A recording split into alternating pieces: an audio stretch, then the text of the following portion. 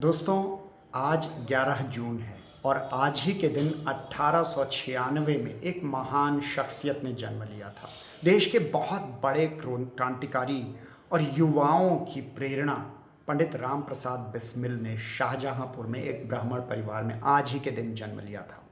उन्होंने अपनी हिंदी की शिक्षा अपने पिता से और उर्दू की शिक्षा अपने मौलवी से ली थी। और पंडित राम प्रसाद बिस्मिल बहुत बेहतरीन लिखा करते थे हिंदी में, उर्दू में। उन्होंने बांग्ला से अनुवाद किया था एक किताब का जिसका नाम था बोल्शेविकों की करतूतें, उन्होंने लिखा था। और इसके अलावा उन्होंने कैथरीन का ट्रांसलेशन किया था, स्वतंत्रता की देवी, हिंदी में ट्रांसलेशन किया था। अपनी कलम के द्वारा, अपनी वाणी के द्वारा वो लगातार युवाओं की प्रेरणा बने रहते थे। वो हमेशा युवाओं को संगठित करने के प्रयास में लगे रहते थे, गुलामी की जंजीरों को तोड़ने के लिए।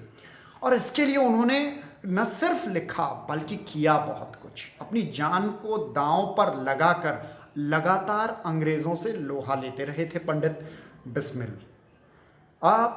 शाहजहांपुर से उन्हें पंडित गेंदा प्रसाद दीक्षित के संपर्क में आए औरैया में, और पंडित गेंदा प्रसाद दीक्षित के संबंध कुछ नामी डकैतों से थे।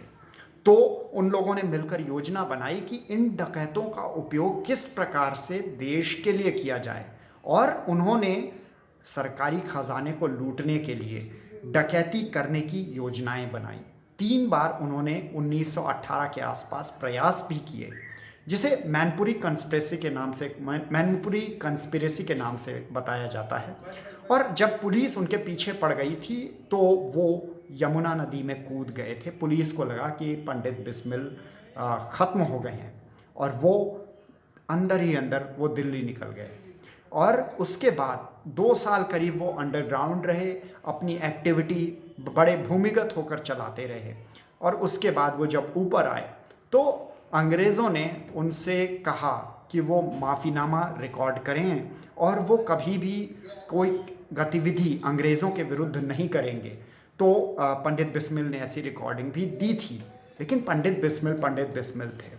जो उनका स्वतंत्र जो मन था, जो मातृभूमि से प्रेम था, वो उन्हें बार बार प्रेरित करता रहा, उन्हें खींचता रहा कि वो अपने पथ पर, अपने जो जीवन उन्होंने डिसाइड किया था कि वो देश की आज़ादी को समर्पित करेंगे, उस पर चलें। और हुआ भी वही। पंडित बिस्मिल बाद में कांग्रेस में गए। उन्होंने कांग्रेस में गरम दल का समर्थन किया, और बाद में वो अहमदाबाद अधिवेशन में गए, जहाँ पर कि पूर्ण स्वराज जो कि था, उसमें मौलाना हसरत मोहानी के साथ बहुत काम किया। महात्मा गांधी पूर्ण स्वराज को बहुत ज़्यादा वो तवज्जो नहीं देना चाहते थे, लेकिन पूर्ण स्वराज को इन यंग तुर्क्स ने, पंडित बिस्मिल, मौलाना हजरत मोहानी आदि ने पास करवाया। उसके बाद एक गया में अधिवेशन हुआ। गया में जो अधिवेशन हुआ था उसमें चित्तरंजन दास ने इस्तीफ़ा दे दिया था। महात्मा गांधी के विचारों के साथ उनकी नहीं बनी थी, और उसके चलते फिर कांग्रेस से ये टूट गए और हिंदुस्तान रिपब्लिकन एसोसिएशन का, HRA का, लाला हरदयाल के आशीर्वाद से गठन किया, जिसमें उनके साथ अन्य क्रांतिकारी बहुत से पंजाब के, उत्तर प्रदेश के, महाराष्ट्र के और ख़ास तौर पर बंगाल के अनुशीलन समिति, उसके क्रांतिकारी थे। और इन सभी ने मिलकर HRA की स्थापना की। और भगत सिंह भी पंडित राम प्रसाद बिस्मिल को बहुत प्रेज़ किया करते थे। पंडित बिस्मिल ने मैनपुरी कंस्पिरेसी के बाद काकोरी कंस्पिरेसी की उन्होंने प्लानिंग की, क्योंकि वो आर्म्ड ग्रुप के HRA के अध्यक्ष भी थे। अवध और आगरा के भी इंचार्ज थे, शाहजहांपुर के भी कमांडर थे। और शाहजहांपुर में उनके वाइस कमांडर थे उनके अनन्य मित्र अशफाकुल्ला खान, जो कि एक पठान थे।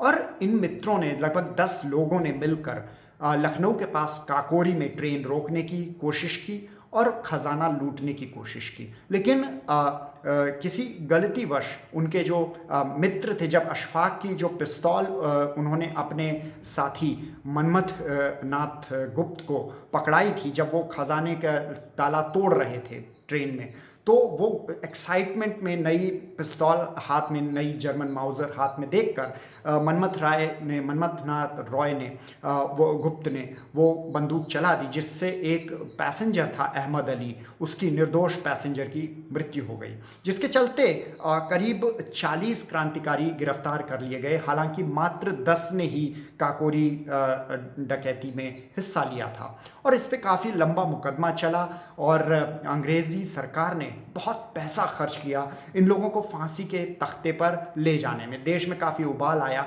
और कांग्रेस के जो नेता थे, चंद्रभानु गुप्त थे, पंडित गोविंद वल्लभ पंत थे, ये सभी डिफेंड कर रहे थे कोर्ट में इन क्रांतिकारियों को। खैर वो मुकदमा हार गए और इनके साथियों ठाकुर रोशन सिंह, राजेंद्र लाहिड़ी, पंडित राम प्रसाद बिस्मिल, अशफाकुल्ला खान, इनको अलग अलग गोंडा जेल में, गोरखपुर जेल में, अलग अलग जेलों में फांसी दी गई।